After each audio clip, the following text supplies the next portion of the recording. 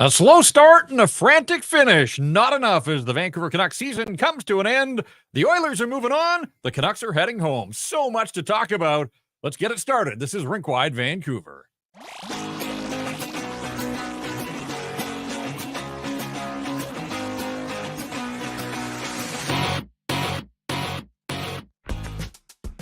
And we welcome you inside the Rink Wide Vancouver studio in the lower lobby of the Wall Center Hotel. And Center really says it all, truly in the middle of the downtown core, close to just about everything from restaurants to shopping to sports and theater venues, English Bay and Stanley Park, just a short walk away. Whether you have people in from out of town or you're considering a staycation for yourself, make sure it includes the Wall Center Hotel. We said center and close was the story for the Vancouver Canucks. It is Jeff Patterson, joined once again on this episode by Irfan Ghaffar, who's been my wingman all playoffs long, and the playoff run is over. Irf for the Vancouver Canucks this game, following a somewhat similar script that we've seen a few times throughout the playoffs, and you have to give the Canucks the benefit of the doubt. They have managed to come back in hockey games before, but left this one a little too late, and in the end, they fall by a score of 4-3, and their season comes to an end. Well, too little, too late for the Vancouver Canucks. You mount the third period, kind of come back. You get close, you get to within two. But this Vancouver Canucks team, Jeff, like we've looked at it this entire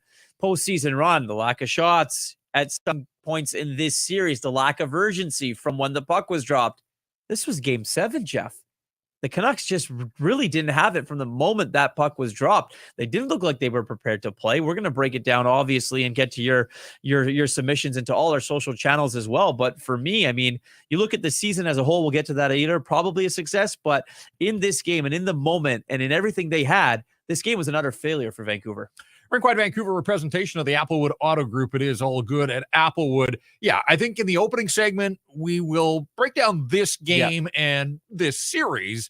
We'll leave some of the bigger picture issues for later in this program. And as Irf said, you know the feedback channels by now. If you've been with us, 13 playoff games, 6 against Nashville, and obviously went the distance against this Edmonton Hockey Club, 7 games. And in the end, the Canucks come up short, a goal short, and a game short. They lose the hockey game 3-2. They lose the series 4-3. But the feedback channels are there for you to use, fully interactive, and we want to hear from you. So hit us up, your thoughts on the game, the series, the season. Will certainly incorporate some feedback as we go. Again, Rink Wide, a presentation of the Applewood Auto Group, and right now at Applewood Mitsubishi in Richmond, the 2024 Outlander PHEV with rates starting from 4.49%, plus the industry's best warranty. It's all good at Applewood. And yeah, look, you hit it right there. Urgency. Where was it? Game 7, Rick talked about his players not being scared and not being afraid of the moment and looking to be the hero. Irf, they looked petrified in the opening period. Shots were 13-2. It's hard to explain that. Again, this is a team that registered 12 shots on goal in the Nashville series. Now, they won that game 15 the other night, and one of the storylines there was Stuart Skinner reinserted in this series. Test the guy, make him make a save. And the only guy making saves in that first period was Artur Silovs. Yeah. What a performance from him. What a month, really, for Artur Silovs, injected into Stanley Cup playoff action, has now played more games in the playoffs than he has played in the regular season. This was his 10th straight start. He has 9 regular season appearances on his resume, and he made 5 alarm after 5 alarm after 5 alarm save to keep his team in a scoreless tie early in the hockey game. But you can't win a game 7 0-0. At some point, you had to generate some offense, and by the time the Canucks got going, unfortunately, they had dug themselves a 3-0 hole. 5-5 now on the season, or on the playoff season for Artur Silovs. Look, this game wasn't on him. He gave them everything they needed and more. As your third string goaltender these playoffs, this is about the guys in front of him. This is about the Quinn Hughes of the world. This is about the Philip Ronix of the world. This is about JT Millers, Elias Pettersson, the Elias Lindholms, the Dakota Joshuas, everyone that we can name that this team carried this team through the regular season. This is about all of those guys. There's people in our social channels, Jeff, talking about lack of experience. Experience you don't need experience to shoot on a goaltender. Maybe in the moments and the nitty-gritties of the game in the last 5 minutes, okay, yes, that's where you draw into your experience.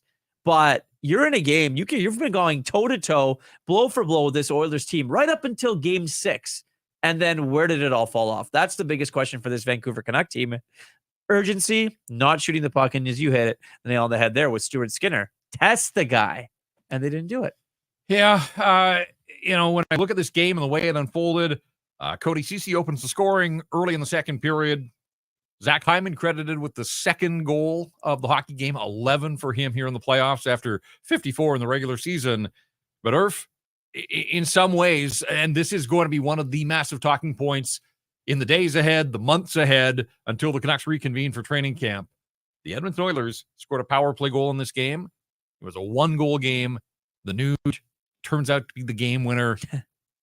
Power plays, such a storyline here for the Vancouver Canucks, a team that boasts Quinn Hughes and JT Miller and Elias Pettersson and others. And yes, Brock Besser out of the lineup. I get it. And Brock Besser, massive blow for the Vancouver Canucks. We know that. That's been the talk here since he broke the story just over 24 hours ago. But there is still legitimate star power. This is a group, throw Lindholm in there, guys that went to the All-Star game, represented the Vancouver Canucks, and they look like they had never participated in a National Hockey League power play. Couldn't break out, couldn't gain the zone, couldn't set up, didn't win a puck battle. It was tough to watch. It's frustrating to watch. The Canucks go 0 for 3 on the power play. They had 2 first-period power plays, just like they did in game number 6. Nothing to show from there. They scored 3 power play goals in the first 3 games of the series. Nada over the final 4 in a 7-game series. They could not muster a single power play goal. And, okay, yes, Brock Besser out, right? 16 goals on the power play this season, 40 on the year. Obviously, it was a monster for them this postseason. This power play unit, Jeff, early on in the season, absolutely cooked the NHL. Nuclear. Like, that's how they were operating at such a high percentage. It was like it couldn't be stopped. In all reality, this is the exact same power play unit minus Brock Besser. Right? Philip Roenick was out there because of Brock Besser wasn't. Elias Lindholm, you can argue, almost is kind of same kind of type of player as Brock Besser. You can just put him in. He's a star in the National Hockey League. And it was just the lack of shooting. You mentioned it. The entries, the drop pass. I put it out on Twitter. I mean, they need to abolish it forever. I know a lot of other teams do it in the National Hockey League, but they have the personnel to do it. The Edmonton Oilers do it because Connor McDavid flies behind the net and gets all sorts of speed. It can go 1v1 against anyone in the league. The Vancouver Canucks don't have those type of players. They have game breakers, but not in that moment. And it was evident at many different points in this series that they just kept reverting to the same things that made and looked this power play so stagnant. So much talk about the Oilers power play, but Look, let's give credit where it's due. The Oilers coaching staff made adjustments. I mean, the Canucks scored 3 power play goals in the first 3 games. And the Oilers coaching staff, whether it was in real time, watching video, recognized that, look, this is a power play that's susceptible to pressure. And they pressured the Canucks at every opportunity. And again, these are guys that have done this for a long time. They've got to be able to handle pressure. Rick Tocchet talks all the time about meeting pressure with pressure, and the Canucks wilted on the power play. Just a massive, massive disappointment in this game, in this series, particularly the back end of the series. But there are 2 teams out there, and give the Oilers penalty killers were perfect against the Los Angeles Kings. They weren't perfect early in this series, but boy, they got it together. And again, a power play goal ends up being the difference in what was, a razor-thin margin throughout this series. And you look at all the 1-goal games, game 6 stands as the anomaly. Not a surprise that ultimately it turned out to be a 1-goal game, but it was sort of a strange path to get there as the Canucks mounted another third-period comeback. Connor Garland with his 3rd of the year after the Ryan McLeod turnover, beat Stuart Skinner again. Look what happened. Quick shot, Garland scores, and at that point, the building was back to life. People were into it. Philip Roenick, where did that slap shot come from? Where's he been hiding that through these playoffs? His first of the postseason, his first career playoff goal with 4.5 minutes to go. There were some moments. There was a shift there where Nils Höglander was all alone in front of the net. The puck didn't get to him. JT Miller with the sort of the last gasp opportunity was the hero in game 5 late, but wasn't to be. And so the Canucks end up falling by a goal in a game in which they really had no business finishing, in a 1-goal hockey game, but it was a strange series. Look, the Oilers, they've got some work to do. They don't close out games particularly well. And, here's the other thing, Irf. Connor McDavid didn't have a point in this hockey game. Connor McDavid had his moments in the series. He was electric in game 2. He was awfully good in the second period the other night in game 6, a game that they had to have. The chips were down.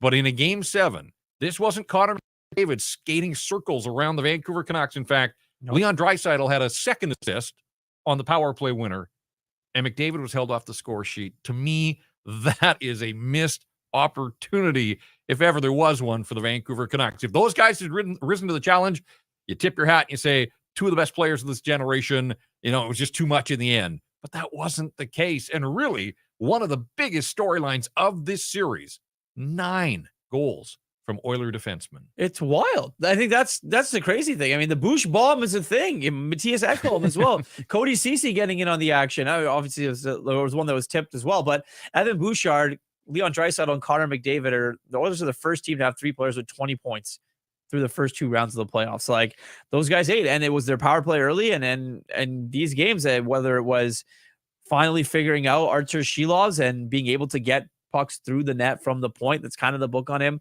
Those long range shots, him not being able to see and track the puck that well, traffic in front of the net. But you have to give them credit in the adjustments that they made in this series, and especially between games 5, 6, and 7, because clearly they found something, they exploited it, and that's why they're going to play against the Dallas Stars.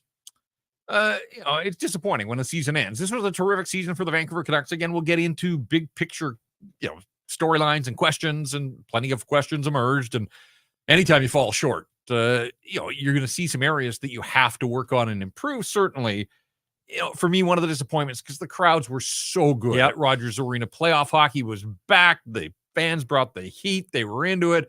That opening night against Nashville, and it just carried over 7 games at Rogers Arena. Canucks won 3. They won 27 of their 41 games. They were a dominant team on home ice, but playoffs are a different ball game. Same opponent, night after night after night, and obviously tougher the deeper you go in the season. But just 3 wins. The fans were rewarded with just 3 victories, and the Oilers knew that they had to win 1 in Vancouver. They end up winning 2 in Vancouver, including Game 7. They also got the overtime winner in the second game of the series. So that's a bit of a disappointment. Just that the Canucks, and it's not enough to say, hey, we're a good team on home ice. You got to go out there and prove it and defend home ice. And ultimately, goals were hard to come by for this hockey club. They got 6 goals over the final 3 games. So 2 a game against a team that has the firepower that the Edmonton Oilers do in that power play. Ultimately, keep coming back to missed opportunities. They had a 3-2 series lead, whether they deserved it, whatever. They had been able to grind to get up 3-2 in this series, but weren't very good the other night, and weren't good for about 45 minutes in this hockey game. Showed some life, gave the fans something to cheer about at the end, but at the end of the night, the Oilers 1 goal better. And it'll be interesting to hear how Rick Tocchet sort of defends the approach to this game, just how passive the Canucks were in the early stages. And, it was all they could do to clear a puck out of their zone, get to center, dump it in, and change. And it was just like shift after shift after shift like that in the first period. And it was disappointing. It was frustrating to watch for the people that were there in the building as well. Like, they came amped.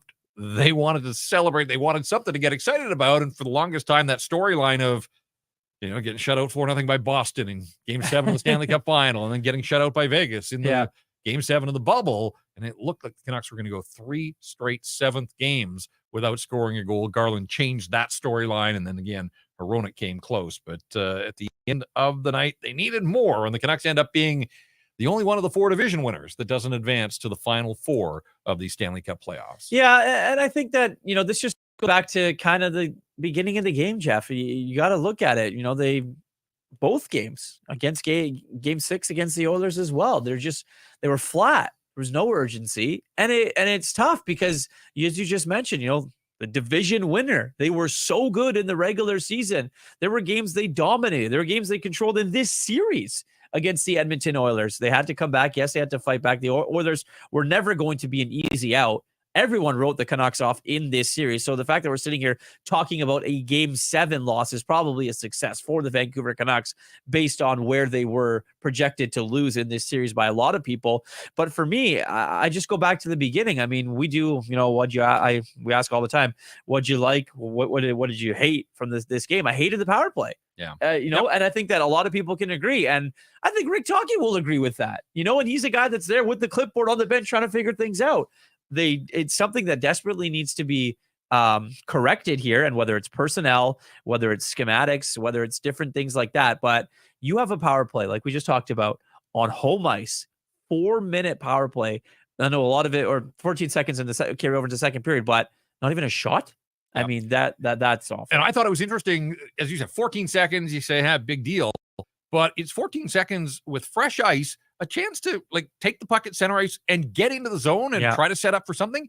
They didn't even start a power play. I know. You notice that? They just came back with Miller, McKay, Pedersen. And I thought that's kind of like, lots been made about white towels and raising the white flag, but that sort of felt like Rick Tocchet was like, screw it.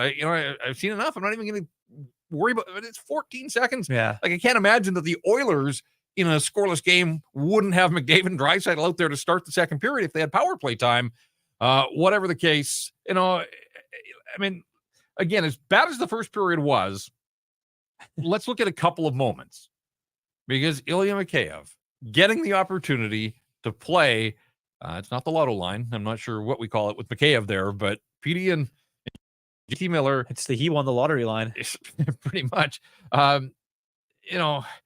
That line had a couple, like Miller had a shot with Pedersen standing in front of the net. There was loose change there and he couldn't grab it, but it was the Mikheyev opportunity from JT Miller, and the puck just rolls off his stick, and it even looked like he made the right move. Like that was a goal waiting to happen. And at the end of the night and the end of the season, Ilya Mikheyev scored 1 goal in his final 61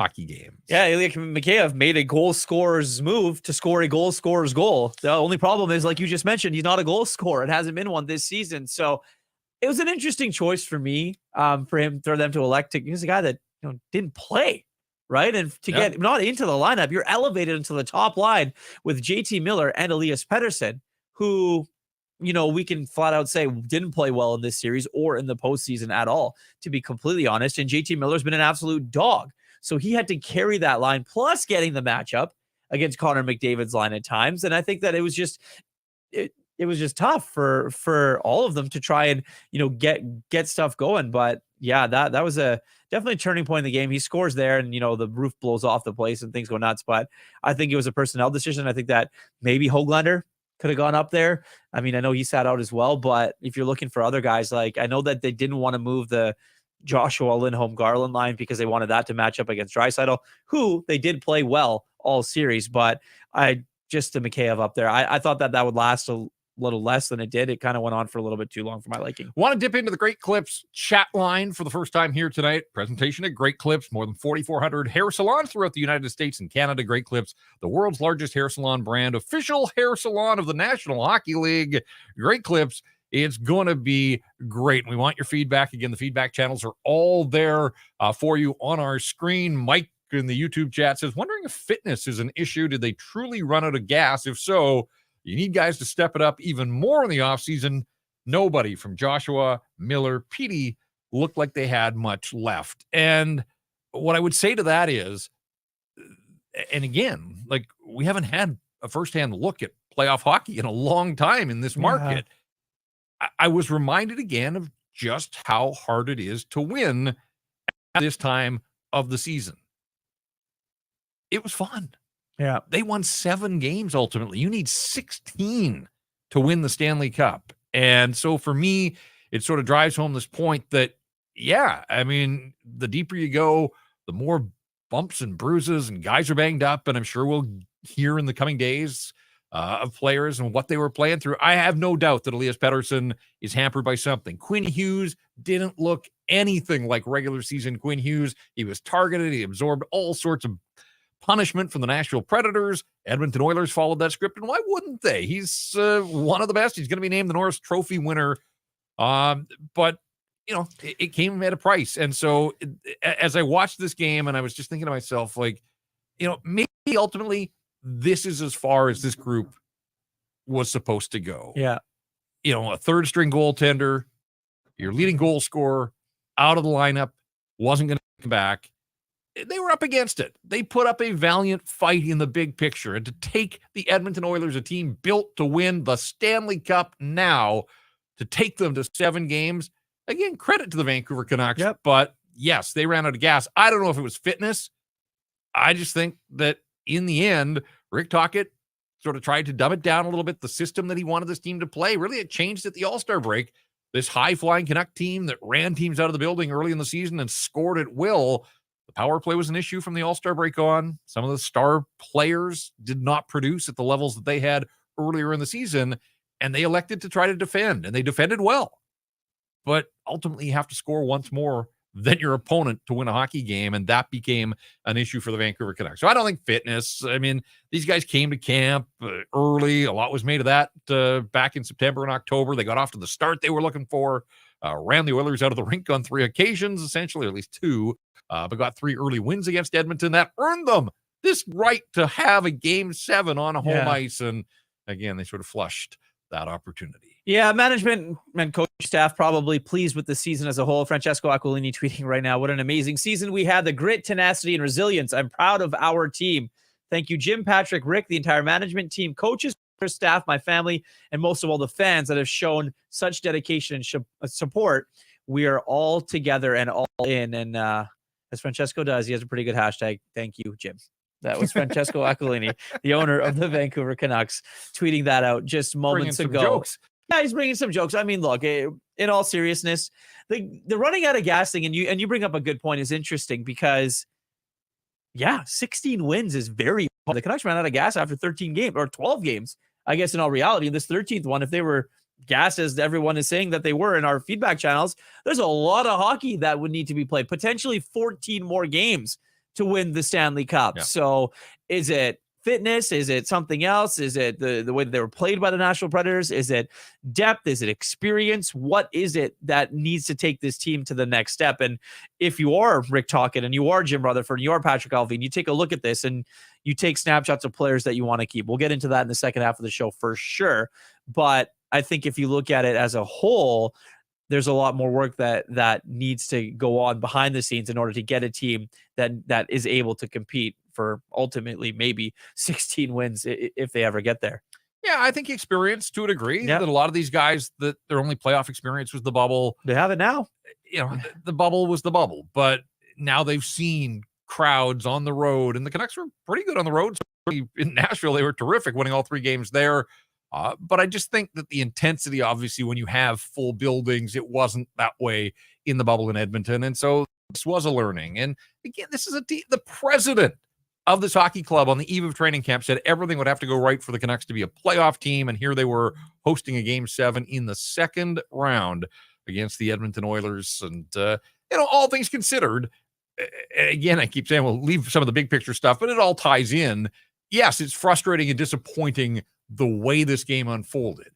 And it was fun, and we all wanted it to continue. We wanted to keep doing rink wides. 100%. I had a suitcase out. It wasn't packed, but I had a thought of being ready to jump on a plane at some point to go to Dallas to do what we had done in the first round and the second round. Alas, we'll be putting our feet up and watching playoff hockey from this point forward down to the Final 4, and we will check in on our 4 wins scoreboard a little bit later on. Christian, who has been a faithful follower of Rink Wide and radio stations that I've worked at for years. He's over in Sweden. Wow. He chimes in on the YouTube channel, says, waited too long, no second period desperation. Garland was the player of the game. I think Silovs was the player of the game, but we'll get to our 3 stars. He says, now breakfast in Sweden. Thanks for a great season here on Rink Wide. And again, we'll do Rink Wide Worldwide later, put a pin on Sweden because Christian has been there. Certainly have gone back and forth with him on social for years and years and years. And we appreciate the support. Checking in from Sweden. Yeah, I've got a couple other ones here. I'm going to go to our Twitter social channels. Mick Canuck. The start and first 2 periods weren't acceptable in effort and embarrassment for Game 7. It's funny because you looked at it after the first period. Embarrassment was a word that was trending out there. So, right. So that's the game right there in typical Canucks fashion. They played the last 15 minutes. The better team moved on. Yes, that it probably is true. The better team does move on, but they had the chance to be the better team. And in the third period of that game, they were the better team for the most part, right? They outplayed them. They were on top of the Edmonton Oilers. Well, Edmonton did sat back and let the Vancouver Canucks take it to them a little bit. But for the most part, it's just bottling that up. We talked about that second period in Game 5, Jeff. bottling that up and figuring out the consistency of how you can get that for a 60-minute effort. It's cliche. It sounds stupid. You're going to hear it from Rick Tocchet as well, and probably Patrick Alvin and Jim Rutherford when they do their year-end media avails, and the players. But that's exactly what it is. It's as simple as that. It's the consistency. It's the lack of urgency from this group. And yes, you can blame a little bit of injuries, as you will hear a lot of them come out as the days go on. But again, 5 shots through 29 minutes of this hockey game, it's not going to win you a game 7. And that was, I came out of Saturday. I was there in Edmonton. I talked to you and I said, like, they may not win game 7, but don't go mildly. And for 45, 50 minutes, it was way too much of that. Again, I was glad the crowd had something to ultimately cheer about, and they got 2 goals. And again, we've seen this team come back. So when they made it 3-2, like, then people were sitting up and taking notice and thinking, are they really going to do this again? But that's the danger of always chasing. And, as much as they've been able to claw back from time to time, more often than not, if you're trailing going to the third period, and certainly if you're down 3-0, you're going to come up short. Now, the first goal hasn't been a huge issue in this series. The Oilers end up opening the scoring, though, in 6 of 7. So that does track back to this idea that, you got to generate offense. You got to be thinking offense. You got to make the most of your opportunities when you have them. They started to show some signs of life in the second period. And, Silas makes that ridiculous save off Leon Draisaitl at 1-0. Canucks come down the ice. Nikita Zadorov in the slot. And what a playoff run he had, although he sort of tailed off a little in the last couple of games. But, again, just put it on net and make Skinner make a save. And unfortunately, he whistled it high and wide, and that was an issue. And at that point, the shots were 22-4. And you thought, like, oh, my goodness. Like, are the Canucks going to get run out of their rink? Sam Lafferty had a chance, middle of that second period, set up by Nils Höglander. Looked like he was in a good spot to shoot, and elected to hold on, and then got in too deep, and there wasn't a whole lot there. So, there were some moments, that whole Garland line with Joshua and Lindholm, they were buzzing. They had a shift in the second period with 6.5 to go. And, and then unfortunately, Sam Lafferty takes the hooking penalty, and 200 feet from his own net. And that led to the 3-0 goal. And so, again, the Canucks unable to overcome that one. Just going back into the YouTube chat, this one from CGB Spender says, most, if not all, of the fans had almost no expectations of the Canucks even making the playoffs. Now you guys are spewing hate towards the team for going out in the 7th game of the second round. If that's how you're taking it, I think you're a little misguided here. There's some disappointment, obviously. The season's over. It was fun. We all wanted it to continue. So there's disappointment. I think there is some frustration, but hate seems like a pretty strong word. Certainly not feeling that again. This was there. It was a home game for the Canucks. They were up against it without Brock Besser and without Thatcher Demko, but they had won 3 games earlier in the series. They had won 7 of 10 games against the Edmonton Oilers on the season. So, of course, they had an opportunity, but didn't do a lot with it. And I think that's the disappointment. That's the frustration for me, is that a little more in that first period, especially on the power play. And, I don't want to get to a point where we're repeating ourselves, but there's no doubt that power play was one of the keys. The other night in game 6, they had the 2 first period power plays when McDavid and Draisaitl took penalties. They didn't do anything with those. They had a 5-on-3 at one point in the series, didn't do anything with that. So anyone cut it over these last 4 games, they just had to find a way to win one more, and they'd be moving on to Dallas, and power play a huge part of the letdown for the Canucks. I mean, I think it's safe to say for some of the fan base that they could have hated that first period, to be completely honest, Jeff. They had 2 shots on net in a game 7 at home on home ice. So I don't hate the team or anything like that. I'm not trying to spew hate here, but that first period was awful, and the Canucks will probably admit that too. I think that, as we head towards our other social channels in here and just looking at what some of the people are saying, it's actually quite interesting. How to improve. That's a puzzle for Alvin and Jim Rutherford to solve. There's ample cap space, all sorts of stuff going on here. Silovs is cheaper than DeSmith. Bank a few money there. Myers $6 million off the books. Also expect a trade. This offseason is going to be very interesting. And yes, as you mentioned off the top, we will get into that in the second half of the show. A little bit more in this game and in this series as we kind of put a bow on it a little bit. Number 40. He's been in our social channels all through these playoffs since the All-Star break. Where is PD? Where is PD? Where is PD?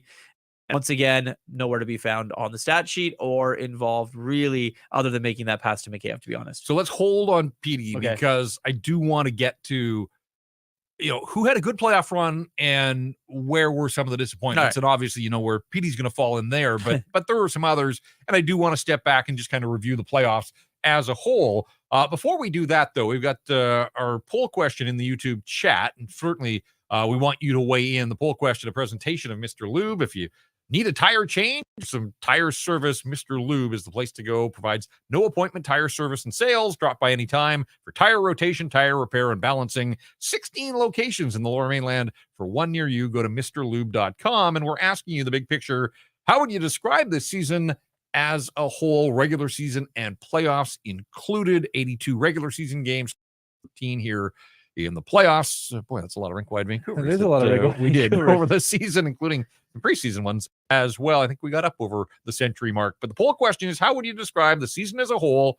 Exceeded expectations, met expectations, or in the end, below expectations? That's the poll question. The three options for you on our YouTube poll question.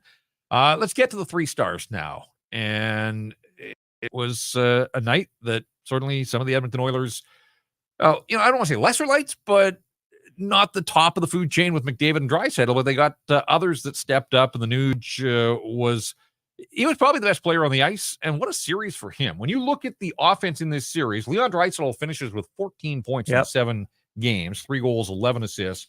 Evan Bouchard right there, 4 goals, 7 helpers, 11 points for Evan Bouchard, and the Nuge with 10. So they had 3 guys that got to double digits, and 97, he was there knocking on the door. But 1 goal for Connor McDavid, that breakaway goal earlier in the series, 8 assists, so 9 points for McDavid. But it was Leon Draisaitl's show, and then Evan Bouchard shortly thereafter. But the 3 stars in this hockey game, let's get to the 3 stars for this one. They are brought to you by our friends at Greta Bar YVR.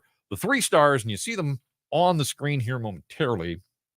Ryan Nugent-Hopkins is the first star of this hockey game. The what turned out to be the game winner. I'm not giving him much love on our graphics there. He had an assist. He also scored a pretty big goal. Oh, no, there we go. Okay, sorry, I'm misreading that. I thought, I'm not sure what I was looking at. But, game-winning goal and an assist, 10 points for Ryan Nugent-Hopkins. Bouchard with the 2 helpers there. He thought he had a goal, his 5th of the series, but it was tipped by Zach Hyman. So Bouchard is the 2nd star, and Artur Silovs and the 897 doesn't do him justice at all on the night. No. The save on Brett Kulak 90 seconds into the hockey game was insane. He follows that one up with a breakaway save off Connor Brown in a scoreless game when the power play was absolutely puttering. The only shot on that power play was the Oilers with a shorthanded breakaway, and Connor Brown had a couple of chances in this series. Wasn't able to score. He's sort of their version of Ilya Mikheyev. His goal scoring has gone missing. And then I'm still not sure. I know Cole got a piece of it, maybe to slow it down, but just the way that Silov sort of trapped that Draisaitl, and how many goals has Leon scored from that point? McDavid in the middle of the ice, back to Draisaitl against the grain, and just another incredible save. So Artur Silovs just doing his part to keep it close, to give the Canucks an opportunity. And again, as we said, a guy that hadn't had any NHL experience a month ago gets thrown in to Nashville on the road, delivers an overtime victory, a shutout performance, and then faces the best players in the National Hockey League in 7 consecutive games.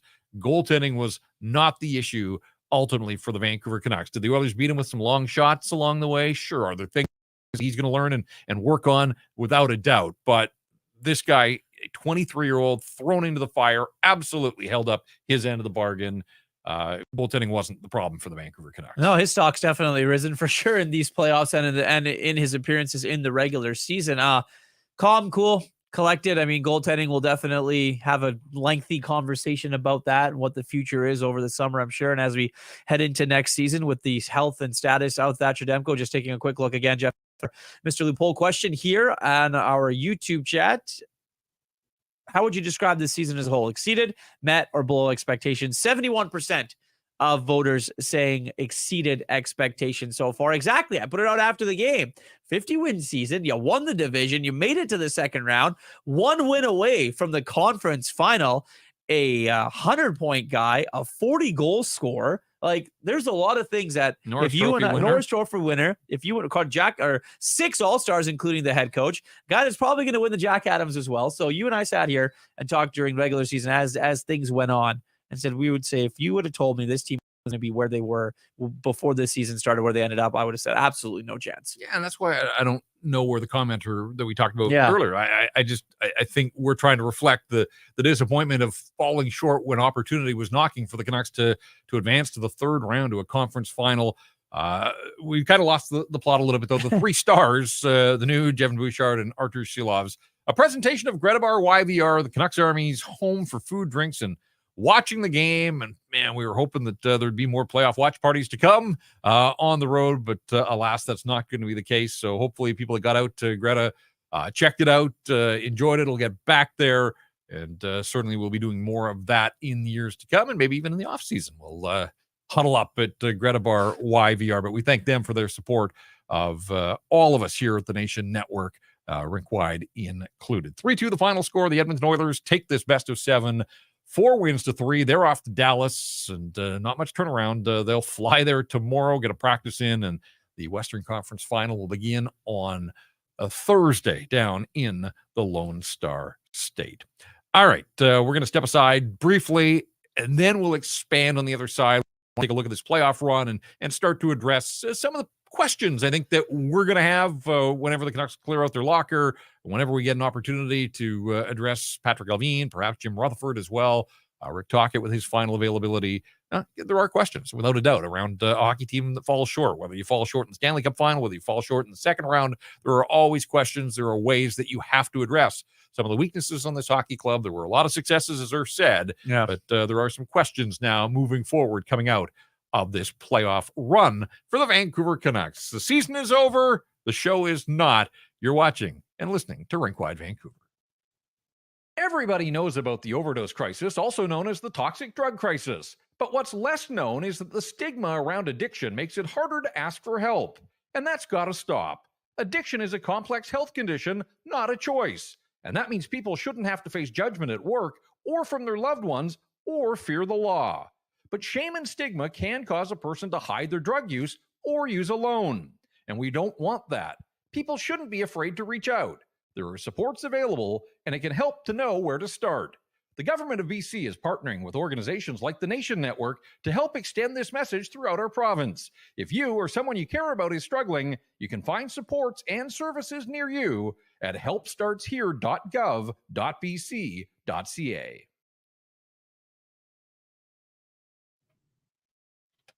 And we are back on Rink Wide Vancouver. It's Jeff Patterson along with Irfan Ghaffar. It's been a blast doing this after each and every Vancouver Canucks game here in the playoffs. And that's one of the disappointments personally, is that we won't get the chance to continue.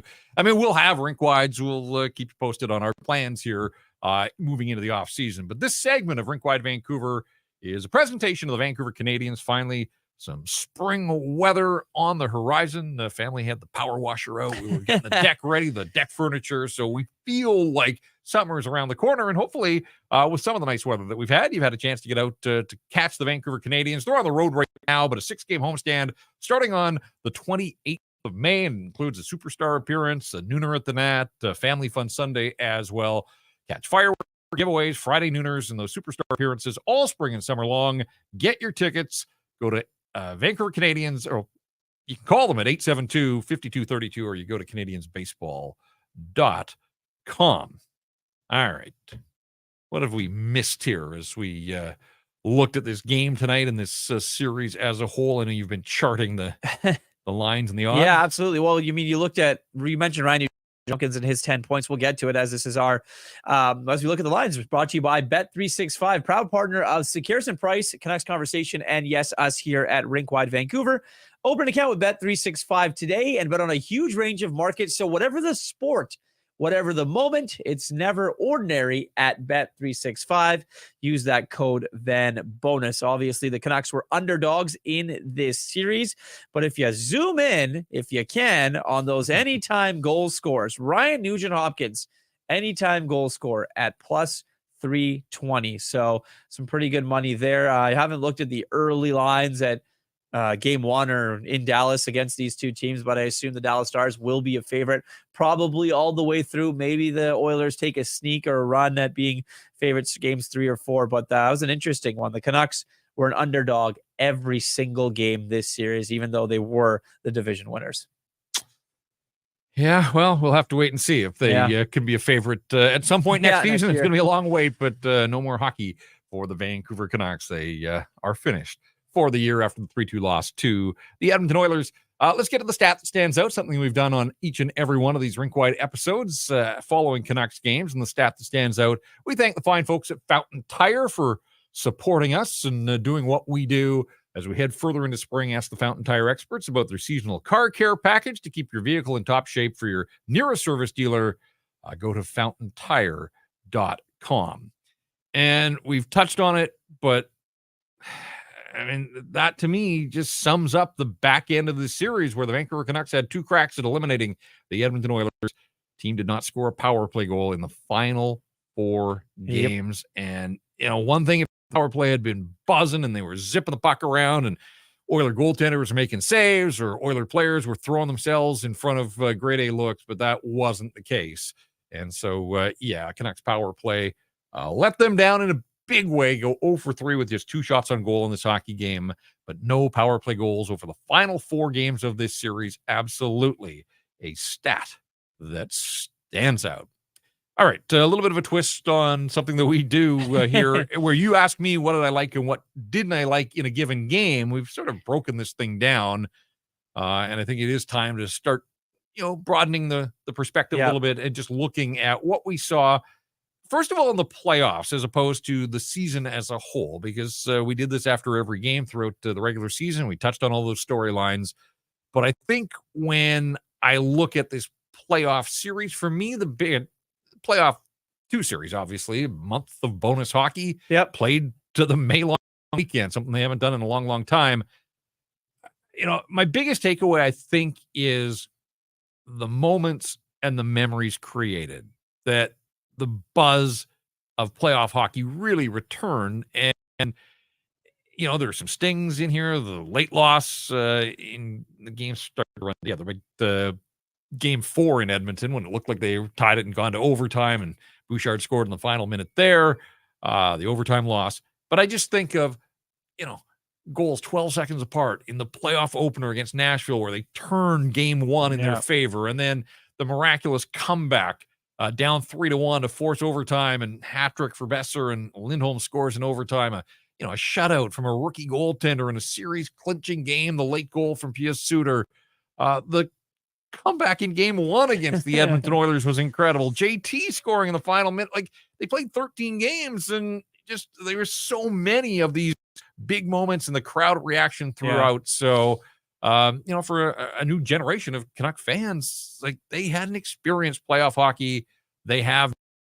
Hopefully they're hooked, and let's hope that this is a run now of a bunch of years with this group making the postseason and continuing to provide those types of moments and memories. Well, I think that's the biggest thing, right? And then now that you've made it to round 2, there's an expectation, right? So from the fan base, you look at it and say, okay, we've had our taste of it. It's been wonderful. You've got Brock Besser here. You've got JT Miller locked up long-term. You've got Quinn Hughes for a while. You've got Elias Pettersson forever. And then you go into the other groups of guys that are kind of there. Connor Garland's still here. So a lot of work and retooling that's going to have to be done here to improve this team on what they think that they need to do to make this team become a contender, because the 13 games here, and if they were gassed and they kind of look like it, they're definitely going to need some reinforcements there, especially on your 3rd and 4th lines. But I agree with you, Jeff. I mean, the experience was great.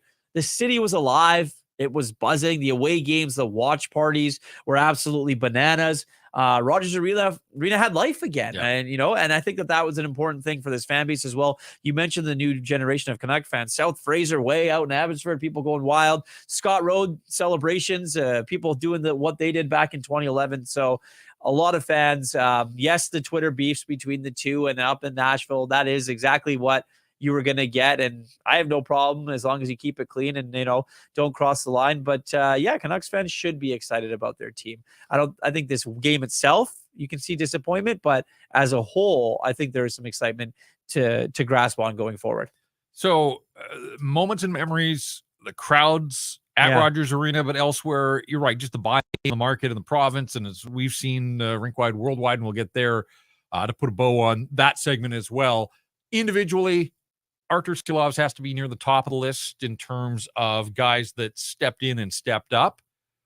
I thought JT Miller was the leader that you expected. There was a couple of off nights where he had to text the coach, but otherwise, he's the alpha. Yeah. He showed up, he performed, and I thought Elias Lindholm, it was tough down the stretch, obviously, for him, battling through whatever it was that was bothering him, but they rested him to get him ready for the playoffs, and he looked like the player that they had acquired, to deliver the types of things, the shutdown, the face-offs, produce some offense. It's the overtime winner in Nashville. I thought Lindholm, I don't know where it goes from here with him in the hockey club. That's for later days. But I thought he was a pretty solid playoff performer. Absolutely. I mean, he's as advertised right after the first game. That's why we acquired Elias Lindholm, was a quote from Rick Tocchet. No secrets, a wrist injury for Lindholm. I think that one was pretty evident. It was out there. We definitely know he was battling through that for a fair bit of the later stages of this season. Obviously had to sit some time, but yeah, I mean, he's a guy that they depended on. 13 playoff games, 5 goals, 5 assists, 10 points plus 4. Right? I mean, he was pretty good, right? 2 power play goals, 2 game-winning goals, right, for Elias Lindholm. So I don't know, like you just mentioned, where it's going to go. I think it's a conversation that the two sides should have. My understanding is that, Elias Lindholm really likes it here in Vancouver.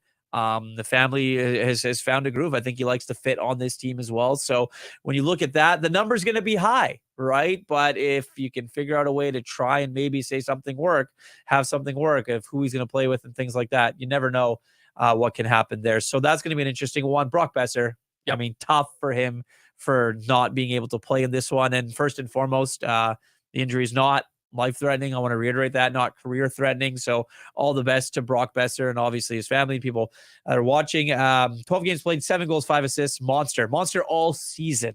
He told you, was it before this season or last season, you want to be a 30-goal guy? Yeah, it was the start of last season, the training camp. Like, it'll be coming up on 2 years ago. So he got 40. He ended up getting 40. He did it. Yeah, no, absolutely. Yeah. And I was hoping that he was going to get 10 in the playoffs and be a 50-goal scorer over the course of a season. Didn't get that opportunity, obviously, but I'm glad you give him a shout because there were questions. There's always been questions about Brock, and is a goal scorer? Is he what is he exactly? He answered that, and no doubt he's a goal scorer, 40. And then to back it up in the playoffs, that yes, he can be a playoff performer as well. 7 goals, 12 points, share of the team lead with JT. So, yeah, unfortunate end for him. His offseason started earlier than everybody else, but now at least he can focus on his health and getting the care that he needs to, get back to being ready for the start of next season. A couple of other individuals, Nikita Zadorov, again, tailed off a little at the end of this series, but man, what a monster in the Nashville series, early against Edmonton. The swagger that he brought, playing the role of the villain, not afraid to speak his mind. All of that. He was a ton of fun and found a gear offensively that, we hadn't seen in Vancouver. Now, he had the big goal scoring season in Calgary, so he has scored goals in the National Hockey League, but it was just, he looks like a guy that was built for playoff hockey. And again, we don't know where it goes from here for him contractually, but certainly a legion of fans in the postseason that want to see Big Z back in Canuck colors. Yeah, everyone wants Big Zaddy back, right? And 4 goals and 4 assists, 8 points for the big defenseman. I mean, look, if the ask is 6 times 6, that's a lot of money for the Canucks to shell out. I think that there's a world where if the Canucks are going to offer him some term, then yeah, maybe 4.5, maybe just under $5 million for a 5-year deal. I think he's going to want a term, judging by his age and things like that, but he loves it here. The guy's bounced around. He's played everywhere. Right. And I think that that's a big thing for him, is finding a place where you have stability. You had some success. The team likes you. The fan base loves you. And you have had success on the ice as well, not only off the ice. And I think that's one of the things that's important, right? He's a guy they needed. You needed to stay out of the penalty box. You needed him to get in the kitchen of other teams' players. And I think, honestly, for him standing there and just being that physical presence back there made life maybe a little bit easier for guys like Quinn Hughes and guys like Elias Pettersson out there. And I want to throw a little love to Tyler Myers as well. Yeah. I thought he played some of his best hockey in a Vancouver Canuck uniform at the end of his contract. Again, it's too soon to even contemplate who's going to be back, who won't. Was never going to live up to the terms of that contract. But at the end, we hadn't had a chance really to see him with our own eyes play playoff hockey. And at his size, he took on that matchup against McDavid and Draisaitl an awful lot through that series, and him and Carson Soucy. But I thought particularly Tyler Myers, give the guy credit. I just thought he stepped up in a time where, guys are counted and they're measured, and there's no hiding when you're facing two of the best players in the National Hockey League shift after shift after shift and on the penalty kill. And, I know Tyler Myers won't be everybody's favorite player, but again, I just think it's credit where it's due. I thought he stepped up and balled here in the playoffs. Yeah, and I think that's another one. You look at it and say, if there's a low amount, or Tyler Myers is also a guy that, he's a pretty good fit here. He's a leader in this locker room, right? Yep. And I think guys look up to him a little bit. So clearly, but in more ways than one. But I think that if there's a world where it's a low number, it's a team-friendly number. I think that's first and foremost what the Canucks are going to have to go and look at. He's a guy that, like you just mentioned, got a lot of talk early on when he signed that massive deal for what it was. And I think this season, yeah, I agree, played some of his best hockey at times. And in these playoffs was a guy that, I think we looked at, was the last game? No, the game 5. He was unbelievable in game 5. And, you take that, you bottle it up, and you can get some of that consistency for a lot lower price. I think Tyler Myers is a good one, as a good player to bring back if you can. So much love for so many of the Canucks, but it cuts both ways. And Tom in our YouTube chat says, not worried about EP40 or Hughes. This was the first playoff since the bubble. Good experience gained. All right. Well, he just mentioned two guys that we have to talk about. And let's start with Elias Pettersson. 1 goal in the playoffs. Ends up with 1 goal and 5 assists, 6 points in 13 playoff games, 3 points in 7 games against the Oilers. Had the power play goal to open the scoring in game 2. And after that, did not find the back of the net. Crowd chanting his name, trying to boost him. Had a couple of moments along the way, set up PDG in the third period for what should have been a goal. Had a couple of those big reverse hits. Didn't get called for charging this time around, but those can't be memories that you take away from Elias Pettersson's playoffs. A couple of reverse hits. They needed so much more. And, again, I'm curious. I think he was held back by something. Yep. I don't know how much disclosure we're going to get there, but at the end of the day, I mean, there are probably more questions than answers right now about Elias Pettersson as a playoff performer, about a massive money guy, and a player that you can lean on when you get to the postseason, because let's be honest, he did not answer a lot of the questions about him being able to be a playoff performer. He did in the bubble, and that's the thing. I think that's what got everybody so excited, Irf, but there just wasn't much there on way too many nights. Just signed an 8-year, $92.8 million deal, $11.6 million cap hit. Look, not good enough. That's just what it was. You want him to be a cornerstone of your franchise, a leader of this team, a guy that's going to take you over the top, a guy that's going to take you into the fight and drag you out of the fight. This dude wasn't even in the fight. Rick Tocchet talked about passengers a couple times this season. He's talked about needing more from guys from the All-Star game forward. I think Rick Tocchet did a press conference on January 24th.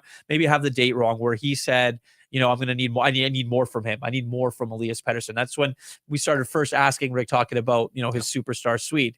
From that moment, through the All-Star break, through the last stages of the season, he wasn't good enough. And I think that that's why the fan base has been on him so much. And that's why I think that when we look at our social channels, it's 40, it's 40, it's 40, it's 40. Everyone wants to talk about number 40. It's because we've seen it in the regular season, and it just disappeared off the face of the earth in the playoffs. And you just committed north of $90 million to this guy, and he's not going to be able to go out there and perform in the playoffs. That's where the questions come in, Jeff. Red hot start to the season. I think he had 20 points in his first 10 games, and then ran the show on that trip through New York and New Jersey and Pittsburgh.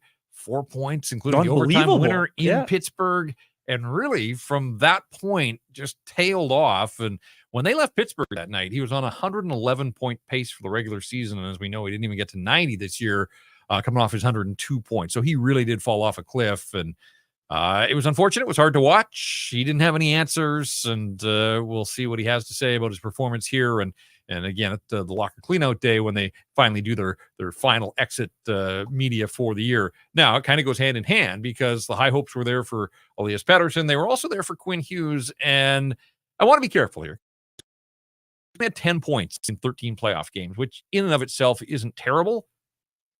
But did you leave a single game in the playoffs where you thought Quinn Hughes was the best player on the ice? No.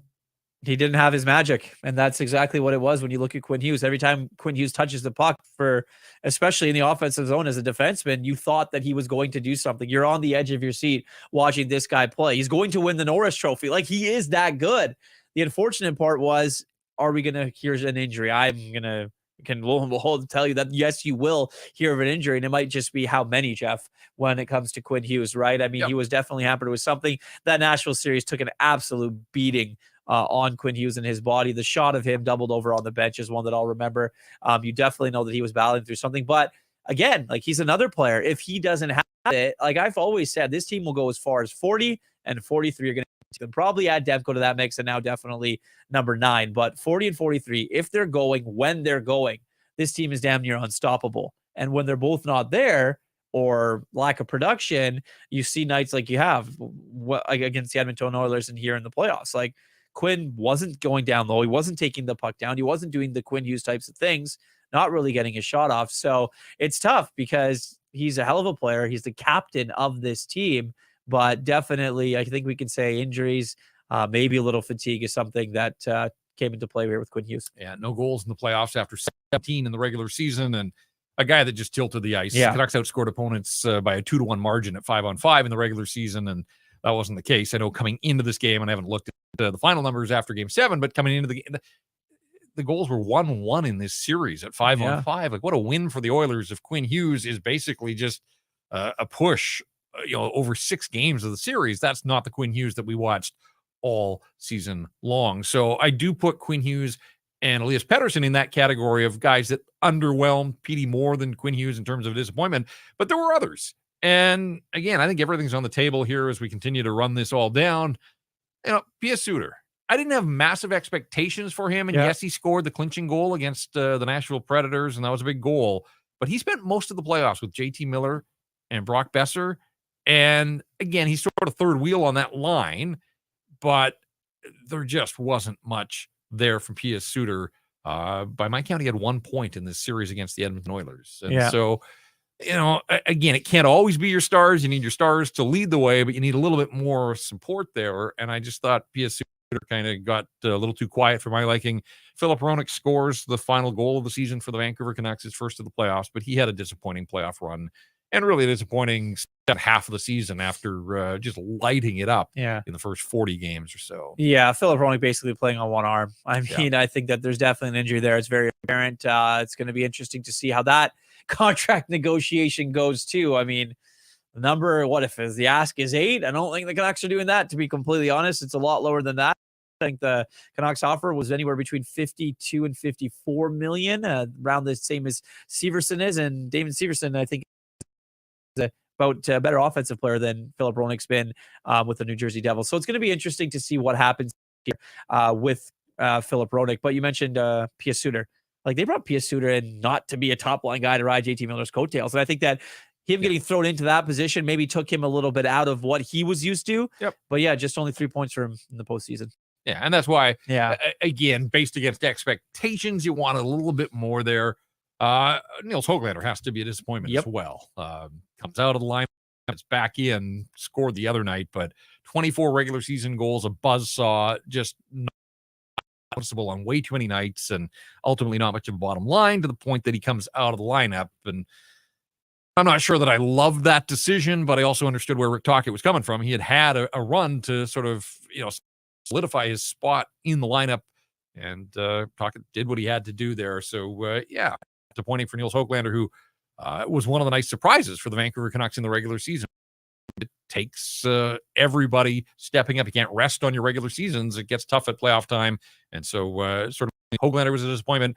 Mikheyev was a massive disappointment. Whole year. Yeah. I mean, again, but he got to double digits before Christmas, which was the crazy part. And then just shut off the offensive part of his brain. Like it's just one of the weirdest seasons that I can remember from a Vancouver Canuck. And, you know, it wasn't about the knee. This guy played every game after he got back in the lineup, missed the first, 4, I think, or 5. Didn't miss a practice. Like this wasn't about the knee holding him back. It was his hands and his head. Just bizarre, but there's still 2 years left on a pretty big ticket. And he can't be a top 6 guy. And he makes too much to be a bottom 6 guy, quite frankly. Right? I think that's the biggest thing when you look at Ilya Mikheyev. I wonder if they're going to have a conversation there to, if they can try and trade him. I think that's something that they're definitely going to look into as we head into the offseason here. The Canucks have to improve offensively. Like you've got guys that can put the puck in the net, guys that score goals, but it's the people that you surround them with when your guys are having off nights for them to carry the load. The Canucks just don't have that, in my opinion, right? I think, the Dakota Joshua, great story. Connor Garland, the story's great. Beyond that, in that bottom 6 forward group, like Neil Zamont, Sam Lafferty, Ilya Mikheyev. I mean, Hoglander, 24 goals in the regular season, 1 in the playoffs. Just not good enough, right? So I think that there's a lot of questions in addressing that bottom 6 forward group, Jeff, as we move forward here into the postseason. But it's definitely going to start with Ilya Mikheyev. Yeah, and I'd put Joshua. There were some moments, some flashes, some big periods, but consistency. And he was physical, and yet I don't remember a ton of his hits. Like, I'm not sure that, he was getting his money's worth with his hits. I mean, over a long series, you want to believe every hit can wear guys down, but just needed a more consistent effort, I think, from Dakota Joshua. Collectively, we spent a lot of time on power play, but that's going to be at the top of the list of disappointments, without a doubt. So just we'll underscore that. The lack of shots, obviously, and sort of the approach and this belief that they didn't need a lot of shots. I'm not sure that I buy that philosophy. And it kind of goes hand in hand with the fact that in the regular season, they open the scoring so often. Here, fell behind, chasing games, and that was a constant through this Oilers series. As we said, the Oilers scored first in 6 of the 7 games. Canucks just couldn't get in front and then establish and this is wild to me. Or if they had 1 2-0 lead in the entire playoffs, it was game 3 in Nashville, the game that they had 12 shots on goal. They scored a couple of power play goals. They got up 2-0, and then the Preds scored late there. Now they did have a 2-goal lead in game 3 in Edmonton at 3-1 and 4-2. But in terms of opening the scoring, building on it, that was such a blueprint for them in the regular season, and they did it once in 13 playoff games. Did they have a 2-0 lead? It's a wild stat. I mean, I think that you look at it, they let teams in games, they fell down early, but it comes back to your point at the beginning of that, Jeff. It's the shooting. It was the lack of that in the playoffs. I mean, I know Nashville played a different type of style, but the Edmonton Oilers had Stuart Skinner and net, and the Calvin Pickard for 2 games, and you didn't even try. Like, I know that Edmonton blocked his shots, but it wasn't the Nashville series. They weren't throwing 45, 50 pucks and having 30 of them blocked. The Canucks weren't even doing that much. So when you look at it, I agree. It was the shooting. It was the lack of that. And the only 2-0 lead just once in these playoffs. It's just wild. And I asked, just to wrap up the disappointment part, too, the injury to Thatcher Demko. Who knows what this series would have looked like? Who knows? Maybe they get through Nashville quicker and don't have to make the trip back to Nashville, and they could allow guys to rest up, and every game that you play is that much wear and tear. But, to have your ace, to have your Vezina finalist, to have your all-star hustle back to get into the lineup, to be healthy, looked good in his return after 5 weeks out against Calgary, plays the game in Winnipeg, is ready for game 1, plays game 1, they win, and that's the last we see of Thatcher Demko in game action.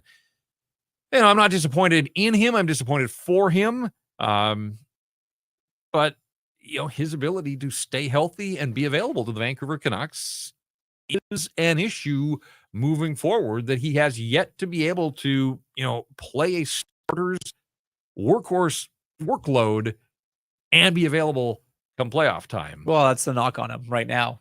to be completely honest. And it's an unfortunate one because he is so talented. He's a Vezina candidate, Jeff, this season. And I think if he didn't miss as much time as he did, there would be a real conversation to be had about him winning that trophy. It's just tough. When you need him the most, he hasn't really been there for this team in different stages. And the workload, it's going to be interesting what they do with their backup next season, because I think if it is going to be Shilovs, and it better be Shilovs, if it is in fact him, is it going to be 50-30? Like, are you going to let Demko be a guy that doesn't get over that 50-55 game threshold so he can be fresh for the playoffs? It feels like they got to cap it at 50. Like, if you want him ready for postseason action, I feel like you got to put a cap on his workload.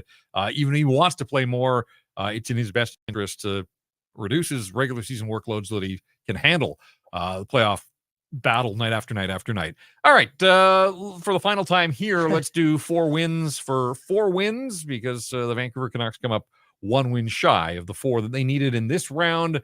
But this portion of Rink Wide, a presentation of 4 Winds Brewing, family owned and operated in Delta. Come check out the 4 Winds Brewing tap room and kitchen located in the Tilbury area, serving beers, burgers, and their famous tacos every day from 11 a.m. until 8 p.m. 4 Winds Brewing, also home to the 4 Winds Light Lager, a crisp, clean, and easy drinking beer, a beer for everyone, a perfect beer for before, after, or during the game. 4 Winds Light Lager, ask for it at your local liquor store or have some delivered right to your door through the online shop at 4windsbrewing.ca.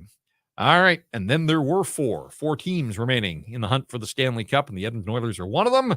As they get to 4 wins against the Vancouver Canucks, Dallas took care of Colorado 4-2. The Stars have had a few extra days here. They were probably hoping for overtime. These guys just keep on playing, but that's not the way it works. Quick turnaround for the Oilers. They're going to be in tough against a Dallas team that just spreads the offense out, and they look good getting past Colorado in 6. So Dallas got the 4 wins that it needed. The New York Rangers took care of Carolina 4-2, and Florida over Boston 4-2. The Eastern final starts on Wednesday. The Western Conference final will begin on Thursday. Had a good chat with former Canuck Chris Tanev, who I think watches more Vancouver Canuck games than maybe film of his own. I think watches Rink Wide more than anybody else. I hope. I wish. No, he. I just flat out asked him, "Who do you want?" And he goes, "Doesn't matter. We're resting, and that's all that counts." So I think the Dallas Stars are going to be a team to be reckoned with as we head into the final 4 here. It's going to be tough. I think I'm going to take the Stars 5 or 6 games. I think the Oilers, had a lot in the tank and they got rid of it all. They thought that this series against the Canucks was going to be probably a lot easier than it was, and they end up having to go to 7 games to get it done. And then in the other one, I mean, that's a good series. Both those teams are healthy. Good markets for the NHL. Yep. Florida and New York. You got to think the Rangers. Rangers have been rolling, so you got to think the Rangers in that one. Yeah, I like the Rangers. I like Dallas, and I think that would set up a pretty good Stanley Cup final as well. But let's see how it goes. That's why they play the games. Again, thanks to 4 wins, a fun segment checking in after every game in the race to 4 victories. And there are 4 teams remaining. So the 8 wins will get you the Stanley Cup. Let's check back into the Great Clips chat line here. Captain Canuck on YouTube says, what kind of difference would one more skilled goal scorer have made? I feel like Patrick Allvin let us down, not getting the help we needed for the playoffs. Yeah, I mean, without a doubt. Look, this is a team that broke training camp with PDG in the top 6. And we said then, good for him. Nice training camp and preseason. But if he's going to be in your top 6, like, that's an issue. Obviously, Kuzmenko fell out of favor pretty quickly, and that one ended. But, yeah, I mean, they needed one more. Like, Kuzmenko ultimately wasn't a scoring winger here in his second season.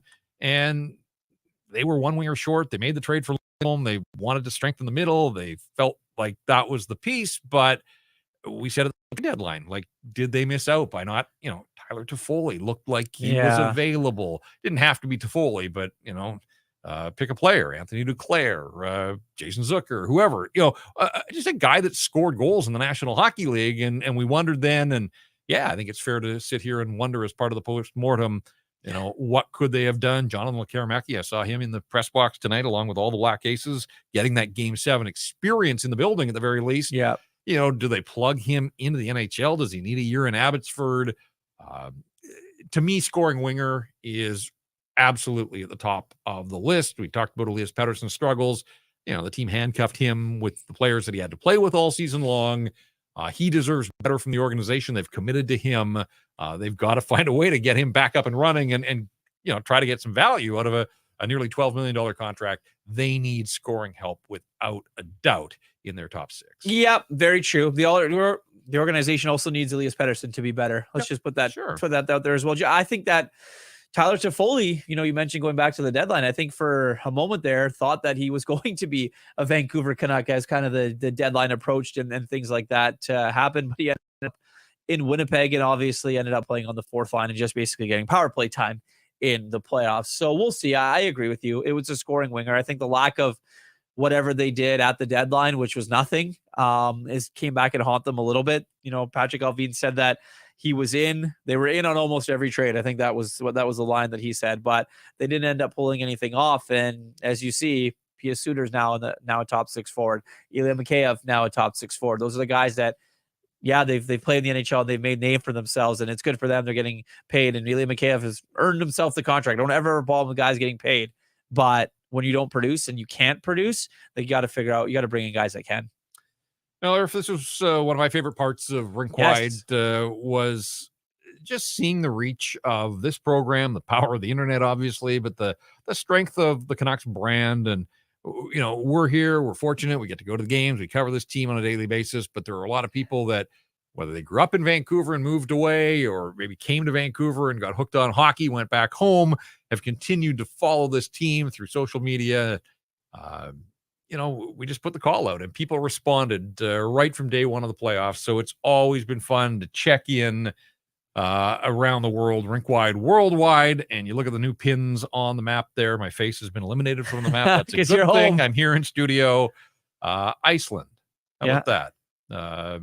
Love it. Love the fact that we've got Canuck fans in Iceland.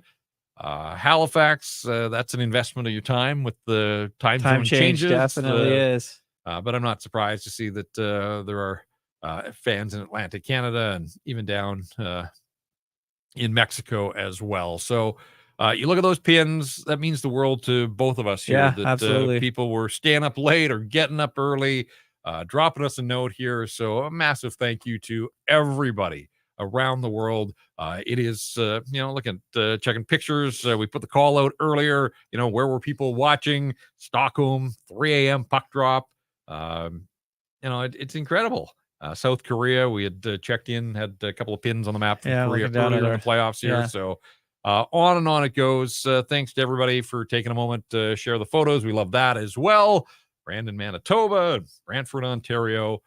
The Besser jersey, it was unfortunate that there wasn't a Besser jersey on the ice in this deciding game, because certainly could have been a difference maker for the Vancouver Canucks. But alas, the season comes to an end, but not before we check in on Rink Wide Worldwide one last time. So unless there's been something here in social media in the time that we've been on the air, I haven't seen the plans for the Vancouver Canucks. I would expect that they probably take a day to just exhale a little bit before they do exit meetings. And, this is a holiday Monday, so I would think over the course of the week, we'll hear from players and probably, coaches and management before the week is through, but don't have times, but certainly whenever that is made available, you will hear about it. We'll all be talking about it on social spaces and we'll cover it all off here in our usual spots. But that's next. I guess it's unfortunate when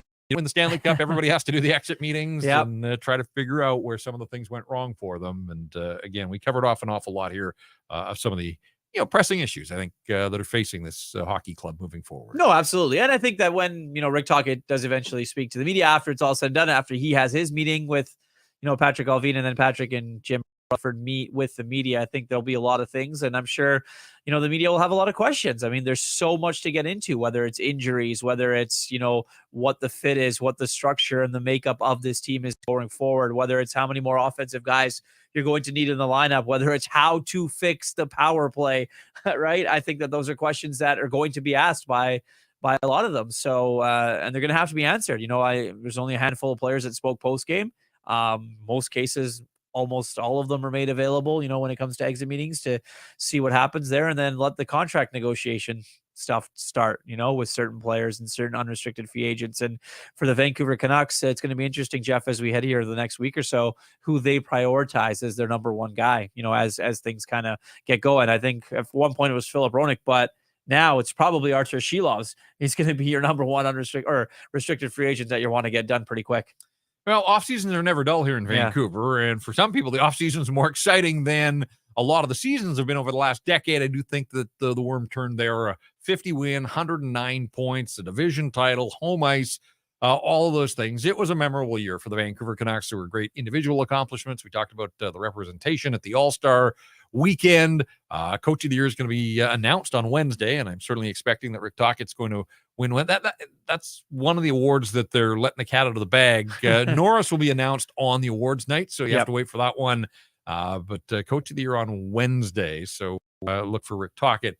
The sting will still be here in 48 hours for him, but nice nod for the work that he did. But he can be better too. Some of the decisions that he made, and trying to get a little bit more out of certain players, and that falls at the feet of the coach. But Rick Tocchet has breathed new life into this group, into this organization, into the city, and pushed most of the right buttons for this hockey club. And again, without his starting goaltender, without his backup goaltender, a third stringer, and without his leading goal scorer, he was up against it ultimately, and the Canucks fall a goal short and a game short, losing 3-2 in the hockey game and 4-3 in the series against the Edmonton Oilers.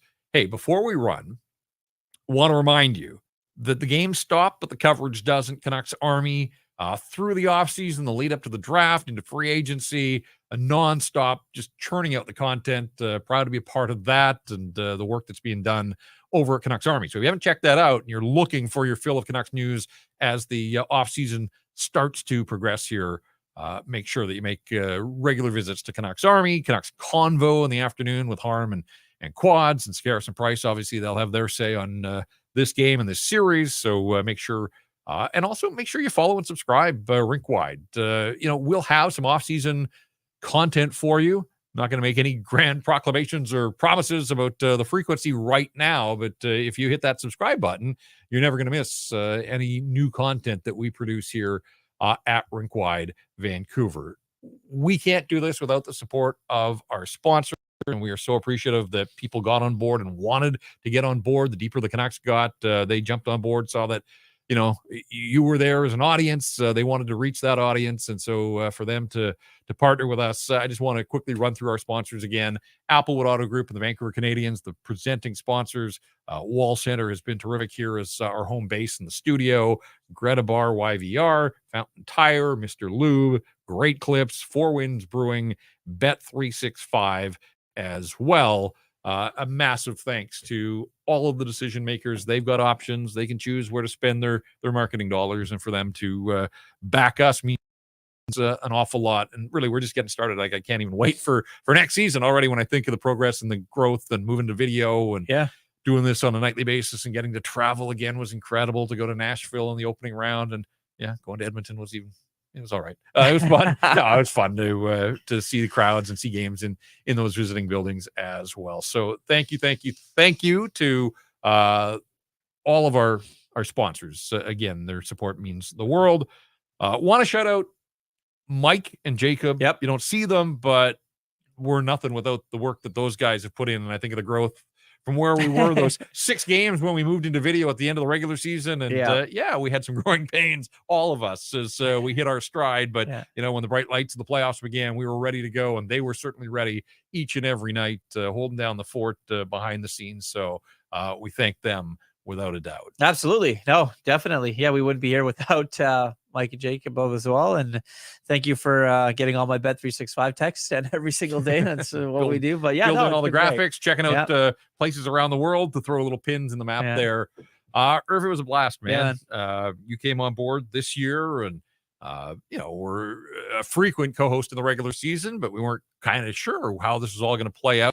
And Farhan was in with us on occasion, and then he got busy post-game after the playoff games, and so it fell to you, and you turned out to be an incredible co-host. It was a blast when I was on the road holding down the fort here and getting it done and bringing in some big names, and obviously breaking news through the playoffs as well. So a job well done to you. Thank you very much, sir. Appreciate that. Thank you for having me. It's your show. It's been an honor and a privilege to work with you. I've known you for quite some time now, back in 2011 when I first started covering the Canucks up until now. It's not a cup final that we covering together, but maybe with this team, who knows where they'll be in the next few years, and who knows where we'll be here on Rink Wide Vancouver the next few years. So thank you, Jeff. It's so obvious that there's an insatiable appetite for Canucks news, and as we move into the digital frontier here, the fact that people have found us and continue to come back. So I save the biggest thanks, obviously, for the viewers and the listeners. We're nothing without them. Yep.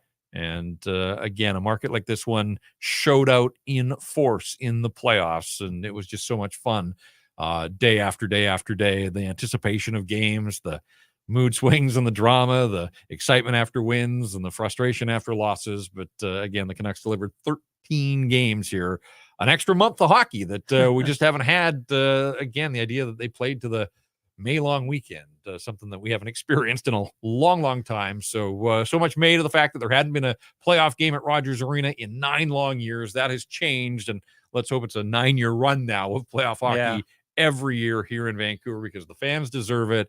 And for you guys to, give up time after the games, or whether you chose to listen on demand, that's the beauty of what we do here in the podcast world. So however you consumed Rink Wide, we thank you for your support, and hopefully we're just building to something bigger and better in the seasons ahead. But that is going to do it for us here. Unfortunately, there's no more playoff hockey, so we could sit here in studio at night, but we won't have Canuck games to break down. And we won't have Jacob and Mike turn the lights on. Lots of storylines to follow, though, as we move and transition into the off season. I want to thank the Nation Network as well. The support to send me out on the road, that was a blast, and it wouldn't be capable or possible without the bosses at the top that saw the value in doing that. So that meant an awful lot to me as well. And if you are one of those people, I know it's not for everybody, but the Oilers are the only Canadian team still around, and all the work that we do here at Canucks Army and Rink Wide,